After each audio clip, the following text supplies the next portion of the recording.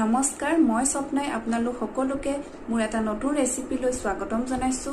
আশা কৰিছো আপোনালোক সকলোৱে এই ৰেচিপিটো চাই ভাল পাব। লগতে এই ৰেচিপিটো বনাবৰ বাবে কি কি সামগ্ৰীৰ প্ৰয়োজন হৈছে আৰু কেনে ধৰণে বনোৱা হৈছে আহকচোন আৰম্ভ কৰো। মাংসখিনি দেখিবলৈ যিমানেই ধুনীয়া লাগিছিলে খাবলৈ সিমানখিনিয়ে ভাল লাগিছিলে আৰু মই যেনে ধৰণে বনাওঁ তেনেদৰেই দেখাবলৈ চেষ্টা কৰিছোঁ। যদি ভিডিঅ'টি চাই ভাল পায় তেনেহ'লে লাইক আৰু শ্বেয়াৰ কৰিবলৈ নাপাহৰিব। এই ৰেচিপিটো বনাবৰ বাবে প্ৰথমতে মই গোটা জালুক, এটা ইলাইচি, ডালচেনি আৰু দুটুকুৰামান লং লৈ লৈছোঁ। লগতে আদা, নহৰু আৰু পিঁয়াজ আৰু কেঁচা জলকীয়া এই গোটেইখিনি মই ভালদৰে এটা পেষ্ট বনাই লৈছোঁ আৰু লগতে মাংসখিনিও ভালদৰে ধুই লৈছোঁ। লগতে মই 3টা পিঁয়াজ লৈছোঁ, এটা পেষ্ট কৰোঁতে দিছিলোঁ আৰু 3টা মিহি মিহিকৈ কাটি লৈছোঁ।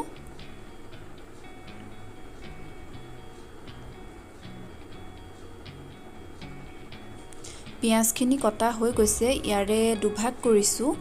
এটা ভাগ মই তেলত দিম আৰু আধাখিনি মই মাংসৰ লগতে দি দিছোঁ, তেতিয়া গ্ৰেভিটো ধুনীয়া ডাঠ হয়।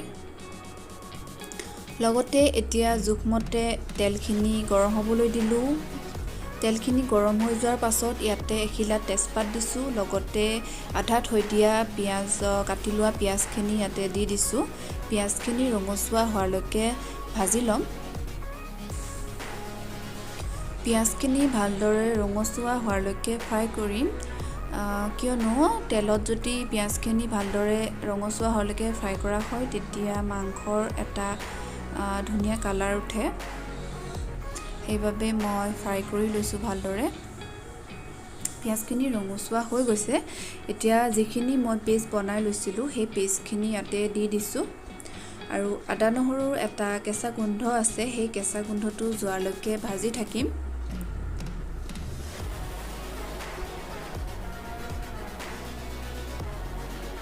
লগতে এইখিনি সময়তে ইয়াতে মই জোখ অনুযায়ী হালধি গুড়ি দিছোঁ। হালধি গুড়ি দিও ভালদৰে এবাৰ লৰাই লৈছোঁ। ইয়াতে এতিয়া নিমখ অলপমান দি দিছোঁ। লগতে ইয়াতে ৰেড চিলি, ধনিয়া, জিৰা, গৰম মছলা, মিট মছলা, এইখিনি মছলা মই গোটেইখিনি এই তেলতে দি দিম। তেলত দি ভালদৰে ভাজি ল'ম।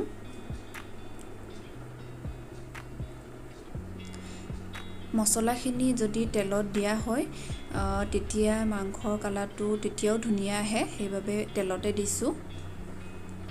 ইয়াৰ লগতে এতিয়া মাংসখিনি ইয়াতে দি দিম।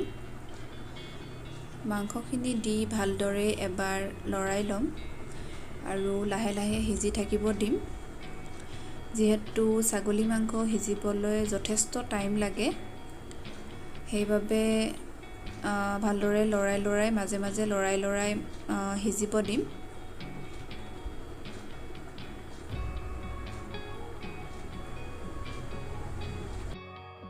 এয়া মাংসৰ কালাৰ খুব ধুনীয়া আহিছে। মাংসৰ কালাৰ লগতে আৰু তেল যেতিয়া ওলাই আহিব, মানে কেৰাহীখনত যেতিয়া লাগি ধৰিব মাংসখিনি, তেতিয়া ইয়াতে আমি আলুখিনি দি দিম। যিহেতু আলুখিনি সিজোতে বেছি টাইম নালাগে, মাংসখিনি সিজোতেহে বেছি টাইম লাগিব, সেইবাবে আলুখিনি মই ভালদৰে মাংসখিনি ভজাৰ পাছতে দিছোঁ। এতিয়া আলুখিনি সিজালৈকে লৰাই থাকিম।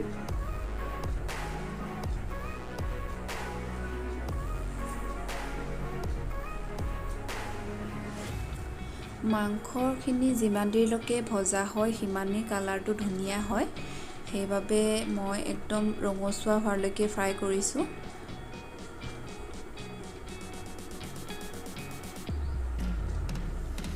লগতে ইয়াতে বিলাহীও দিব পাৰে, নিদিলেও কোনো কথা নাই, কিন্তু দিলে মানেও কালাৰটো ধুনীয়া আহে, সেইবাবে মই এটা বিলাহী দি দিছোঁ।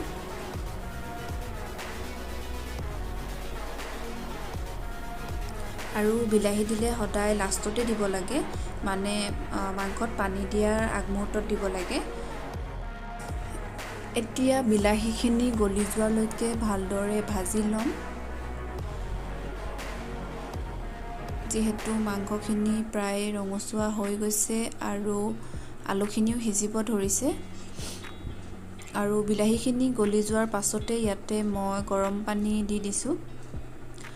গৰম পানী দিয়াৰ পাছতে এইখিনি এতিয়া উতলিব দিম আৰু উতলিয়ে সিজিব দিম। এয়া চাওকচোন, মাংসৰ কালাৰটো খুব ধুনীয়া আহিছে। মই ৰেড চিলি কম পৰিমাণে ব্যৱহাৰ কৰিছোঁ। এই কালাৰটো আহিছে কেৱল ভালদৰে ভজাৰ বাবে আৰু বিলাহী আৰু মছলাখিনিৰ বাবে। এতিয়া মই মাংসখিনি ঢাকি দিম। ঢাকি দিলে মানে সোনকালে সিজে। কুকাৰতো দিব পাৰে, কিন্তু মই ভালদৰে ভজাৰ বাবে কুকাৰত নিদিলেও হ'ব। আৰু ঢাকি দিছোঁ ভালদৰে, আৰু এতিয়া সিজি গৈছে। প্ৰায় 15-20 মিনিটমানৰ পাছতে মাংসখিনি আৰু আলুখিনি ধুনীয়াকৈ সিজি গৈছে আৰু খাবৰ বাবেও ৰেডি হৈ গৈছে।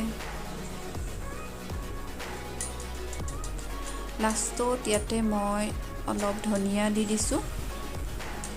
ধনিয়া দি আৰু বেছি দেৰি নলৰাওঁ, আৰু হৈ গৈছে মাংসখিনি।